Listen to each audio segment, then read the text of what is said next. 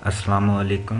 मेरा नाम हमज़ा यूसुफ़ है। ब्लॉगर की चौथी क्लास में खुशामदीद। डियर मेंबर्स, आपको याद होगा कि सबसे पहले जो हमने सीखा था वो what is blogger, create Google account, create blog, overview dashboard सीख लिया था, चेंज ब्लॉगर टेम्पलेट सीख लिया था, ब्लॉगर बेसिक सेटिंग मुकम्मल सीख ली थी, पोस्ट एंड कमेंट सेटिंग सीख ली थी, मोबाइल एंड ईमेल सेटिंग सीख ली थी, लैंग्वेज एंड फॉर्मेटिंग सेटिंग सीख ली थी और सर्च प्रेफरेंस सेटिंग यानी कि एसईओ मेटा टैग वगैरह सीख लिया था। आज की जो क्लास में हम सीखेंगे वो सीखेंगे import, export and delete blog other setting, ठीक है, और क्रिएट एसईओ फ्रेंडली पोस्ट। तीनों ही इंतहाई अहम हैं। बी केयरफुली इन्हें रीड कीजिएगा, ठीक है, बी केयरफुली आप पूरी वीडियो देखिएगा। और जिन्होंने हमारी पिछली वीडियोस नहीं देखी, पहले वाली वीडियोस नहीं देखी, और अगर उन्हें समझ नहीं आ रही तो वो मेरा यूट्यूब चैनल सब्सक्राइब करके बाकी की वीडियोस भी देख सकते हैं।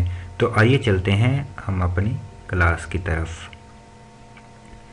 अच्छा, हमने अपना ब्लॉग बना लिया था फ्री लर्निंग, ठीक है, जिसका टाइटल दिया था हमने। तो आपको पता ही है कि इसमें दो तरह से हम इसकी सेटिंग में जा सकते हैं, इसके ऊपर क्लिक करके भी और यहाँ से ड्रॉप डाउन मेन्यू से भी। तो हम ड्रॉप डाउन मेन्यू से चल जाते हैं, क्लिक करते हैं और यहाँ पे सीधा सेटिंग्स में आ जाते हैं।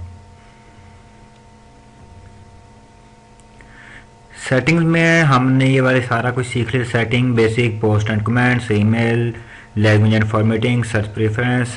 अब हमारा रह गया था अदर सेटिंग, ठीक है। अदर सेटिंग में सबसे पहले हमारे पास आ रहा है इंपोर्ट एंड बैकअप। अच्छा, इंपोर्ट एंड बैकअप क्या होता है? इंपोर्ट एंड बैकअप ये होता है कि इसमें हम अपने पेजेस, पोस्ट और कमेंट्स, पिक्चर्स शामिल नहीं होती इसमें, याद रखिएगा कि इसके अंदर पिक्चर्स शामिल नहीं होती। इंपोर्ट क्या होता है कि बिलफर्ज जैसे आपने देखा था कि हमारा मुकम्मल थीम वगैरह हमने टेम्पलेट में जाके चेंज किया था और वो .xml की फाइल थी, ठीक है। तो किसी और ब्लॉगर का डाटा हम अपने इस ब्लॉग के अंदर शामिल करना चाहते हैं तो वो जस्ट हम वहाँ से उसका XML की फाइल, वो भी मैं आपको भी बताता हूँ कि XML की फाइल कैसे बनाते हैं, ठीक है।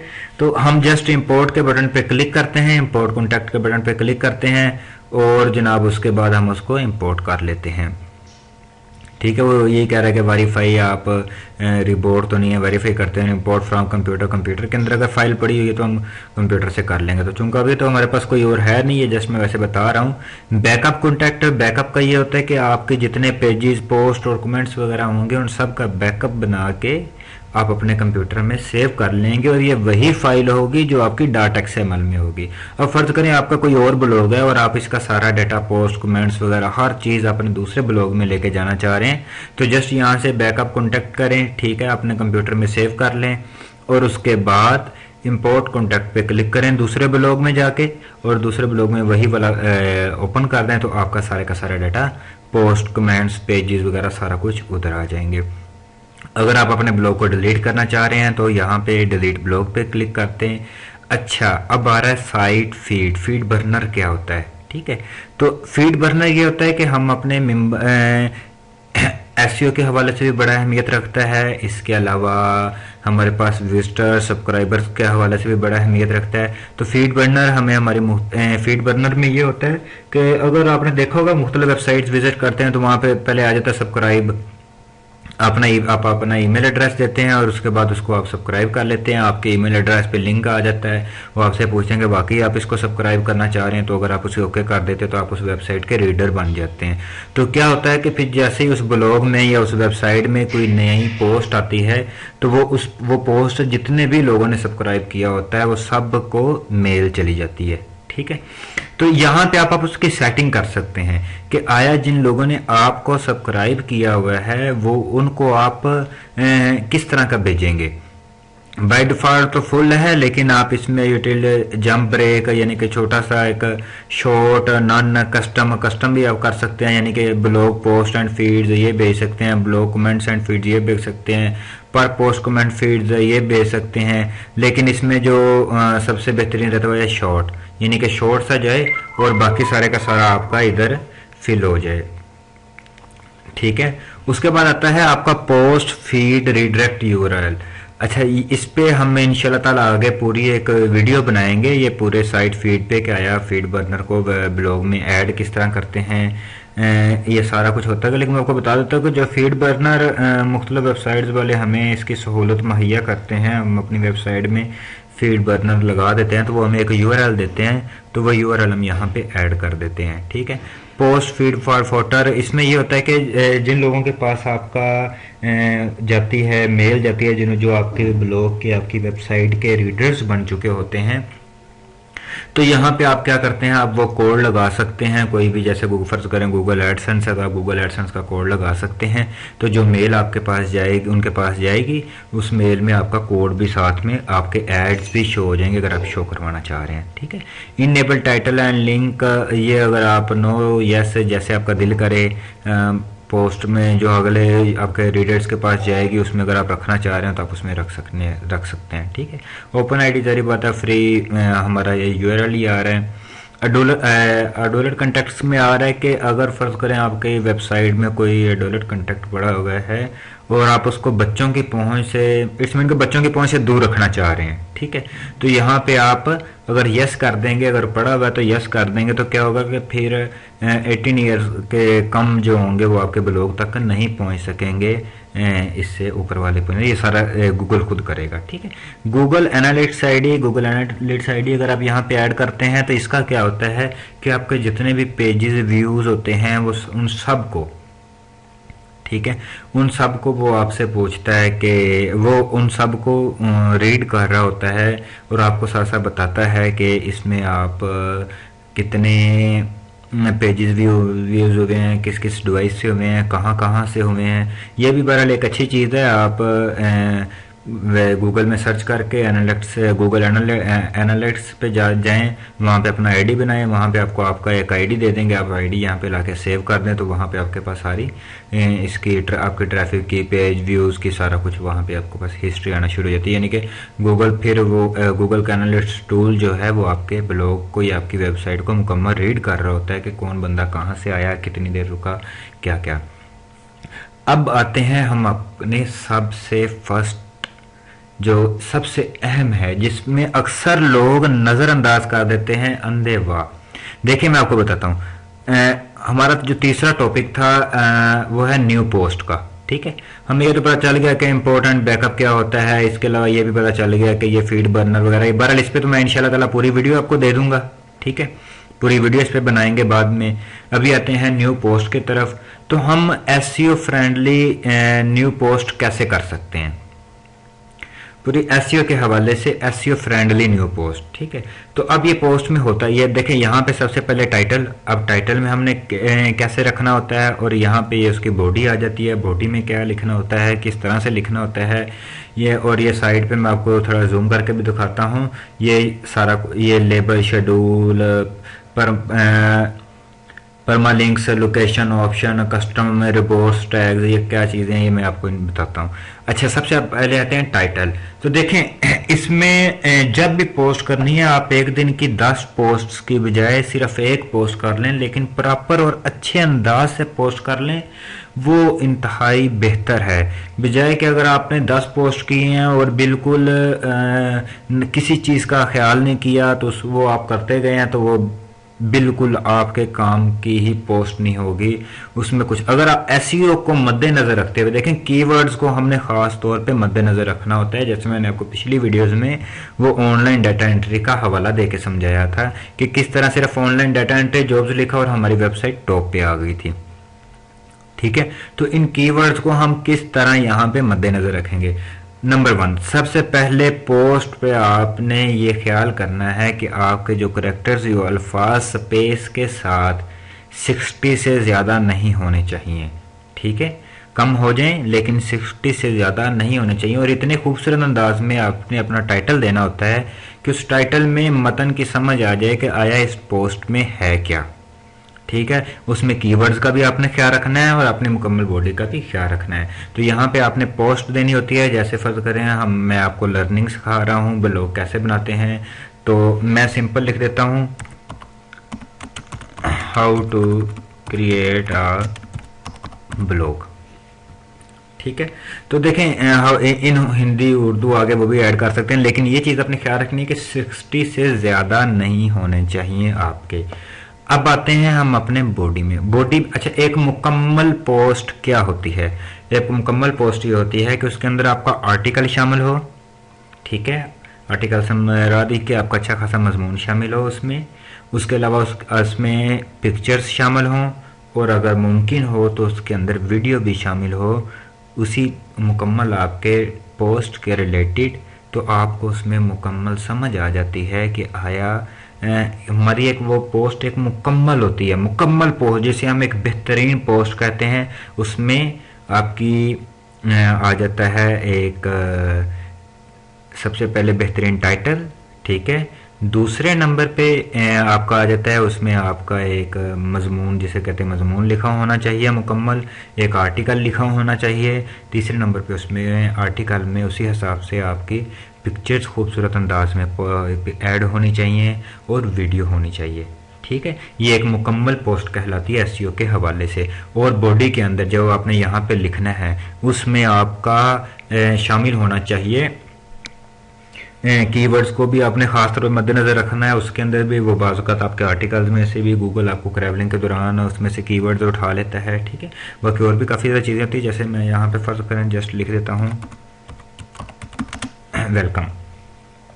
अब हम यहाँ के इसके ऊपर वाले फीचर्स देख लेते हैं। सबसे पहले कंपोज, यहाँ पे आप इस तरीके से, जैसे अगर आपको सिंपल माइक्रोसॉफ्ट वर्ड वगैरह में काम आता है तो ये सारे का सारा वही है। ठीक है, ये सारे का सारा वही है और कुछ भी नहीं है इसमें, बहुत इंतहाई आसान। और सिर्फ ये कि सिर्फ जिस तरीके से हमने काम करना है। ठीक है, जिनको HTML में यहाँ काम आता है वो HTML पे क्लिक करके HTML पे भी काम कर सकते हैं, और ब्लॉगर हमारा खुद ब खुद HTML में काम करता रहता है। जैसे देखें यहाँ पे वेलकम लिखा, ठीक है, तो ये HTML में आ गया।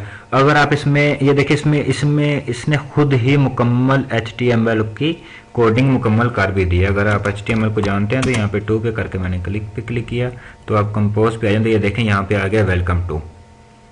ठीक है, तो यहाँ पे आप कुछ भी लिखते जाएं तो वो क्या करता है, गूगल खुद ब खुद ब्लॉगर यानी कि आपके HTML में कोडिंग ऑटोमेटिक करता रहता है, आपको सीखने की भी ज़रूरत नहीं है।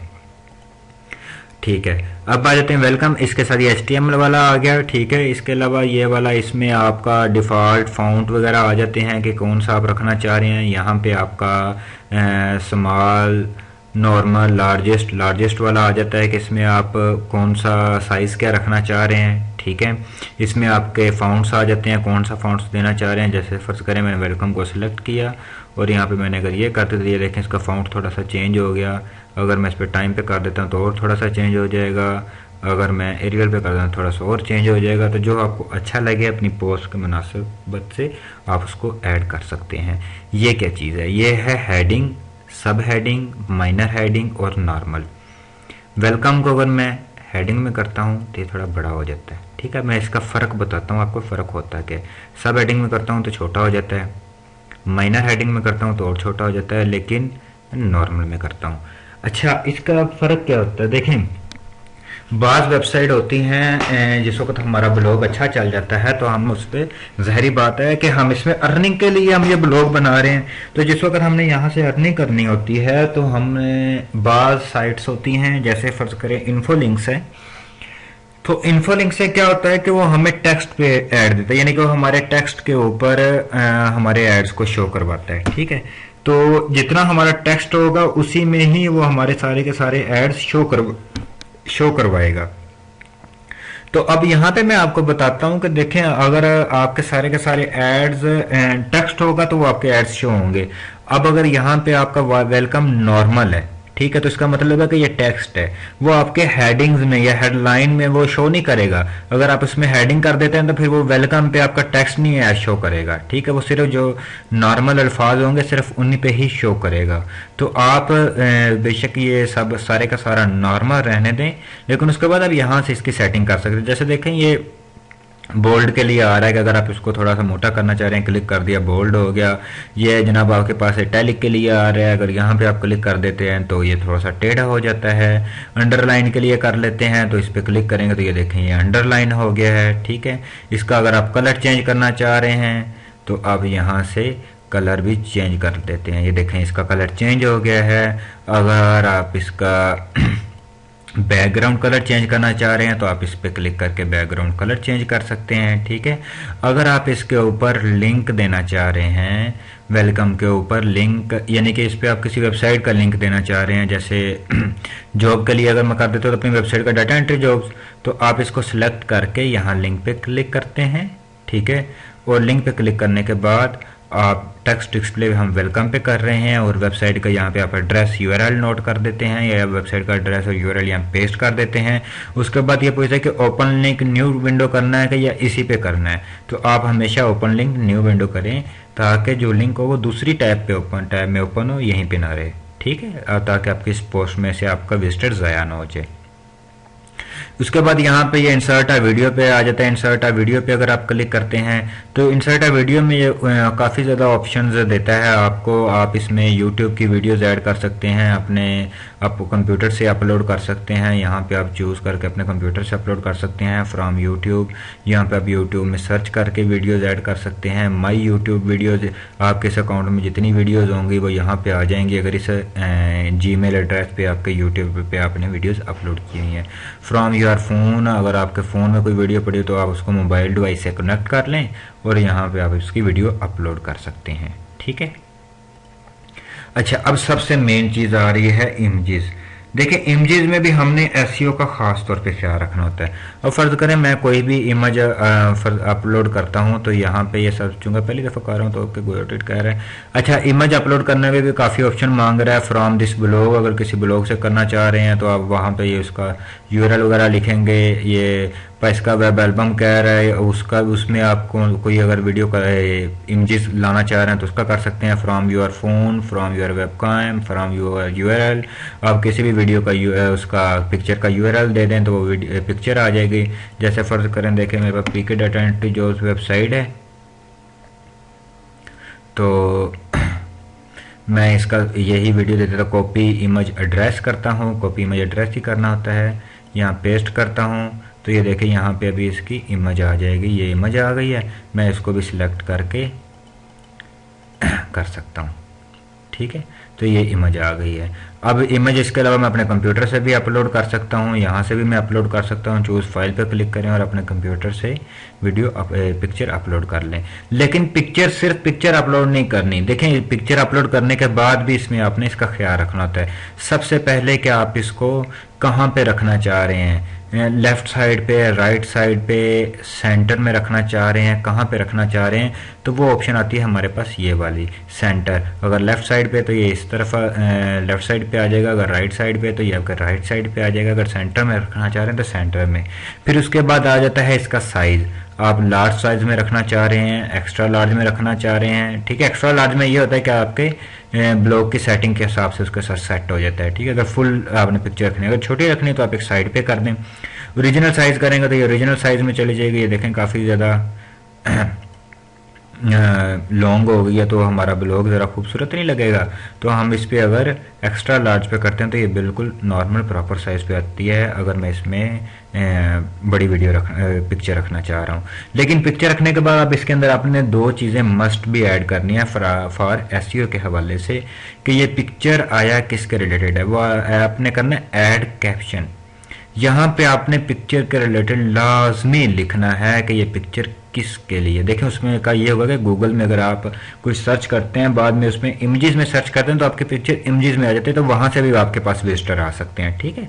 ये भी रीड करता है गूगल, इसको क्रैवलिंग करेगा, लेकिन इस तरह नहीं करेगा। अगर आप सिंपल कर देंगे तब नहीं करेगा। अगर आप इसके अंदर ऐड कैप्शन करेंगे और साथ में प्रॉपर्टीज पे अगर आप क्लिक करते हैं तो प्रॉपर्टीज में अगर आप टाइटल टेक्स्ट इस पिक्चर के मतलब मुकम्मल टाइटल देते हैं और ऑल टेक्स्ट इसके मतलब हल्की सी डिस्क्रिप्शन लिख देते हैं इस पिक्चर के मतलब, ठीक है, उसमें भी आप कीवर्ड्स का खास तौर पे ख्याल रख सकते हैं और उसके बाद ओके कर दें तो आपकी ये पिक्चर भी मुकम्मल गूगल में इंडेक्स होगी, ठीक है।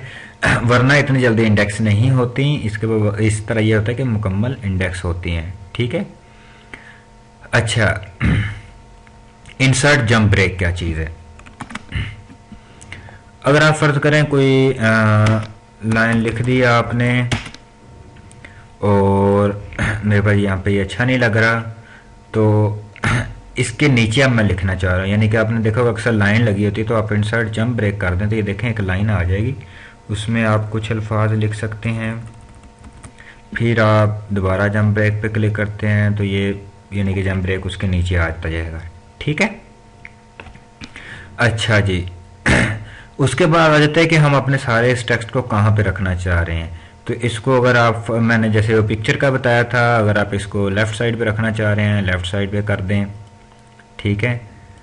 अगर आप इसको राइट साइड पे करना चाह रहे हैं तो राइट साइड पे कर दें, उस उतने हिस्से को सिलेक्ट करके। अगर सेंटर में प्लेन करना चाह रहे हैं तो ये एक तरतीब के साथ आता जाएगा, ठीक है, एक मुकम्मल तरतीब से आता जाएगा। यहाँ पे ये होता है कि आप इसको नंबरिंग लिस्ट दे सकते हैं, जैसे देखें अगर मैं नंबरिंग लिस्ट पे क्लिक कर देता हूँ तो बार बार हमें नहीं डालने पड़ेंगे, मैंने इंटर का बटन दबाया तो ये दूसरी इंटर का बटन दबाने से दूसरी लाइन खुद ब खुद आ गई, फिर मैंने कुछ लिखा फिर इंटर का बटन दबाया तो ये खुद ब खुद नंबरिंग करता जाता है। अगर आप नंबरिंग पे अनचेक कर देते हैं तो ये बाकी के जो आप लिखेंगे उनमें नंबरिंग नहीं होगी, ठीक है। अच्छा जी, बाकी ये सारे वही हैं, आप इसको लेफ्ट साइड पे सारे वो करना चाह रहे हैं, राइट साइड पे करना चाह रहे हैं। ये अलिफ मद्दा उर्दू के लिए मैंने आपको बता दिया था, फिर बता देता हूँ कि अब देखें जैसे फर्ज करें मैंने इसके ऊपर क्लिक कर दिया और मैं यहाँ पे पाकिस्तान लिखता हूँ तो वो साथ साथ उसकी उर्दू ट्रांजैक्शन भी कर रहा है कि ये पाकिस्तान में मेरा टाइप हो गया, उर्दू में टाइप हो गया है, ठीक है। अगर आप इस पर इनेबल कर देते डिसेबल कर देते हैं तो ये इस तरीके से आ जाएगा पाकिस्तान। ये गूगल ने हमें एक इजाफी सहूलत दी हुई है।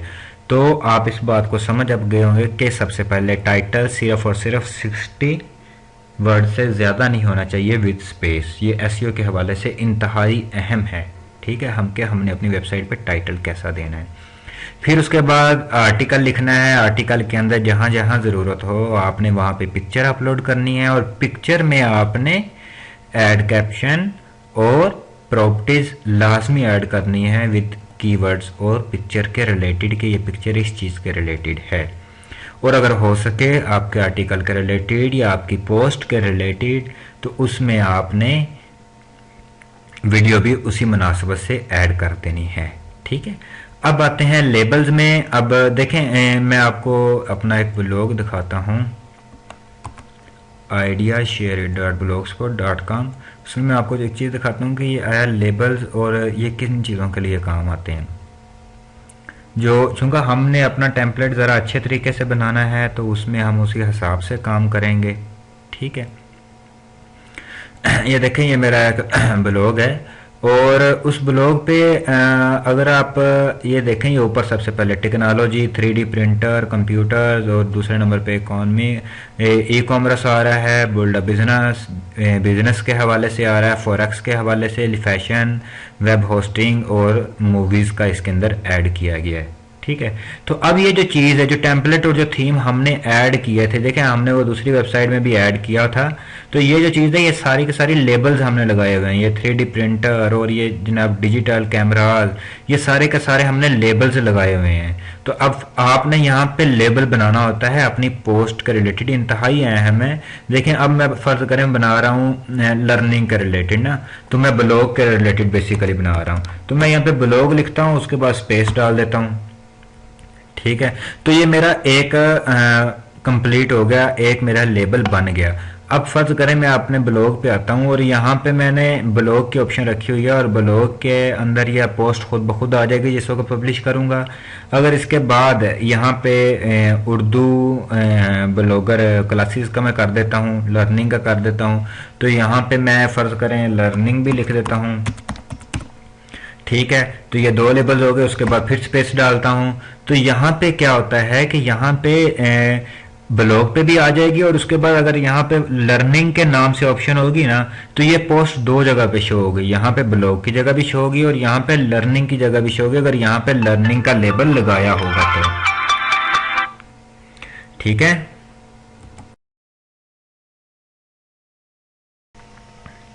जी यूज़र, तो हम कहाँ पे थे कि मैं आपको बता रहा था कि हमारे पास यहाँ पे ये देखें, ये सारे के सारे लेबल्स, इनके बैक पे लेबल सेट किए गए हैं। ठीक है, तो यहाँ पे हम अपना लेबल ब्लॉग और लर्निंग के नाम से मैंने लगा दिया। तो यहाँ पे मैं आपको ना, जिस वक्त हम एडिट करेंगे तो यहाँ पे एक ब्लॉग और लर्निंग के नाम से मेन्यू और सब मेन्यू बना लेंगे, ताकि आपको भी मुकम्मल समझ आ जाए। और हमारी ये पोस्ट फिर दोनों जगह शो होगी, यहाँ ब्लॉग पे भी शो होगी और लर्निंग पे वो बंदा अगर क्लिक करेगा तो वहाँ पे भी शो होगी। ठीक है, तो इसका होता ही हमारे पास है, सबसे बड़ा बेनिफिट यही है। तो ये सिर्फ एक दफ़ा लिखना पड़ता है, बार बार नहीं लिखना पड़ता। तो आप डन कर दें, दोबारा लिखेंगे तो वो उसी टाइम आ जाएगा। शेड्यूल पे क्लिक करते हैं तो सबसे बेहतरीन ब्लॉग वो होता है जिसमें डेली की एक पोस्ट होती रहे। वो ब्लॉग हमारा डेड नहीं कहलाता, वो ब्लॉग हमारा रनिंग हालत में कहलाता है, जिसमें हम डेली की एक पोस्ट करते रहें। ठीक है, तो उसमें ये होता है कि अगर आप शेड्यूल में set time, date and time पे क्लिक करते हैं, ये रेडियो बटन पे, तो उसमें आप यहाँ पे सेट टाइम कर सकते हैं। अगर आप कहीं जा रहे हैं तो आपने अपनी 3-4 पोस्टें बनाई हुई हैं, तो आप अपनी पर डे के हिसाब से एक पोस्ट उसको शेड्यूल कर सकते हैं, तो वो ऑटोमेटिक क्या होती रहेंगी टाइम पे। यहाँ पे आप टाइम सेट कर सकते हैं। ठीक है, तो उसी टाइम पे आपकी पोस्ट पब्लिश होती रहेगी। ठीक है, पर मैं लिंक क्या होता है देखें, यहाँ पे मैंने लिखा how to create a blog. तो यहाँ पे ये मैं जूम करके दिखा रहा हूँ, ये देखें लिखा आ रहा है how to create a blog. कोई भी ब्लॉग एसईओ के हवाले से भी, खास तौर पे अगर आपने अपने ब्लॉग को ऊपर लेकर आना, तो ये चीज़ खास तौर पे समझ लें कि यहाँ पे हमेशा आपने यहाँ पे कस्टम करना है। ठीक है, और ये जो लिंक बनाना है ये आपने शॉर्ट से शॉर्ट बनाना है, बड़ा नहीं बनाना, बहुत मुख्तसर सा बनाना है। जैसे देखें मैं कर देता हूँ क्रिएट ब्लॉग। ठीक है, तो क्रिएट ब्लॉग लें जी, create blog, just create blog हो जाएगा, हमारा लिंक बन जाएगा। तो ये इंतहाई शॉर्ट से शॉर्ट बनाते हैं हम। ठीक है ना, तो अगर फर्ज करें आपने सारे कोई अपनी मर्जी का लिखना चाह रहे हैं और उसमें आपको समझ नहीं आ रहा है लिखना किस तरीके से, फर्ज करें मैं क्रिएट स्पेस डाल के ब्लॉक करता हूं, तो ये इनवैलिड आएगा, ये मुकम्मल नहीं होगा। तो ये सेंटर में, हर वर्ड के सेंटर में डालना क्या होता है, हर वर्ड के सेंटर में हमने माइनस का निशान डालना होता है। ठीक है, उसके बाद अगर मैं डन कर देता हूं तो ये मेरा लिंक सेव हो जाएगा। लोकेशन, अगर आप अपने पोस्ट में लोकेशन देना चाह रहे हैं कि लोकेशन आप किस जगह से ये पोस्ट कर रहे हैं, तो यहाँ पे आप सर्च करके उसकी लोकेशन भी दे सकते हैं। ऑप्शन, यहाँ पे ये सर्च प्रेफरेंस के हवाले से ऑप्शन आती है। ठीक है, ये अलाउ ही रहने दें, कंपोज मोड को भी अलाउ रहने दें, लाइन ब्रेक इसको भी अलाउ ही रहने दें। ठीक है, इसके बाद हमारे पास ऑप्शन, जो सबसे अहम ऑप्शन आ रही है वो आ रही है कस्टम रिपोर्ट टैग्स। ये सारा हमने ओके किया हुआ था। ठीक है, तो डियर मेंबर्स, इसमें एक चीज़ मिस है जो यहाँ पे अभी नहीं आ रही, वो मैं आपको बताता हूँ कहाँ से आएगी। एक चीज़ जो सबसे अहम चीज़ मिस है वो हमारे पास, आई थिंक मैंने कल किया था, लेकिन मैं जस्ट रफली बना रहा था, इसके अंदर सेटिंग नहीं कर रहा था। तो मैं इसमें आपको बताता हूँ, यहाँ पे देखें, यहाँ पे हमारे पास सर्च डिस्क्रिप्शन की ऑप्शन नहीं आ रही, और वो चीज़ इंतहाई अहम है कि सर्च डिस्क्रिप्शन में हमारी वो ऑप्शन कैसे आएगी। यहाँ पे मैंने आपको बताया ज़रूर था कि यहाँ पे डिस्क्रिप्शन, याद होगा डिस्क्रिप्शन लिखनी, लेकिन बाद में मैंने सेव नहीं किया था। तो यहाँ पे मैं ज़रा थोड़ी सी डिस्क्रिप्शन लिख देता हूँ, फ्री लर्निंग, और इसको सेव चेंज कर देता हूँ। ये मैंने आपको बताया था कि ज़्यादा से ज़्यादा 150 करैक्टर्स की आपने लिखनी होती है, गूगल के हवाले से बहुत अहम होती है। तो ये मैंने जस्ट अब इसलिए कर रहा हूँ कि ये आपको समझ आ जाए। फिलहाल ये हमारी पोस्ट पब्लिश नहीं होगी क्योंकि मैं इसको रिलोड कर रहा हूँ। तो रिलोड करने से क्या होगा कि सारी की सारी सेटिंग्स ज़ाया हो जाएगी, लेकिन एक जो चीज़ मैं आपको समझाना चाह रहा हूँ वो आ जाएगी। ये देखें, अब यहाँ पे ये आ गया, मैं जूम करके भी दिखा रहा हूँ, सर्च डिस्क्रिप्शन आ गया। नंबर 1, आपने टाइटल क्या देना था, 60 कैरेक्टर्स का। और यहाँ पे डिस्क्रिप्शन, जो चीज़ आपसे टाइटल में मिस हो गई हो कीवर्ड के हवाले से, वो चीज़ आपने डिस्क्रिप्शन में इंतहाई खूबसूरत अंदाज में लिखनी है, लेकिन स्पेस के साथ 159 कैरेक्टर से ज़्यादा की नहीं लिखनी। ठीक है, ये गूगल और एसईओ के लिहाज से इंतहाई अहम है। मैं अब आपको इसका डेमो नहीं दे रहा, मेरे पास टाइम ज़रा शॉर्ट है। ठीक है, तो ये है कि इसमें आपने 159 अल्फाज से ज़्यादा की डिस्क्रिप्शन नहीं देनी। कीवर्ड्स को खास तौर पे मद्देनजर रखना है। जो चीज़ आपका टाइटल अगर वीक है तो डिस्क्रिप्शन मजबूत होनी चाहिए, टाइटल भी मजबूत वैसे होना चाहिए और डिस्क्रिप्शन भी मजबूत होनी चाहिए, लेकिन 159 अल्फाज से ज़्यादा नहीं होनी चाहिए। ठीक है, तो उसके बाद हम यहाँ पे मैं फ़िलहाल जस्ट ऐसे ही, चूँकि वो मैंने आपको कहा था कि मैं इसमें लेबल बनाऊँगा, यहाँ पे मैं ब्लॉग और ये हमारे आगे के लिए काम आ जाएंगे, जो चीज़ मैंने बेसिकली आपको सिखानी है। ठीक है, तो एक दफ़ा सिर्फ इसे पब्लिश कर देता हूँ और उसके बाद बाकी का मैं इंशाल्लाह ताला आपको नेक्स्ट वीडियोस में सिखाऊंगा। ये चीज़ें आप याद रखिएगा। अल्लाह निगहबान, अपना बहुत सा ख्याल रखिएगा और हमारा यूट्यूब चैनल सब्सक्राइब करना ना भूलिएगा। अल्लाह।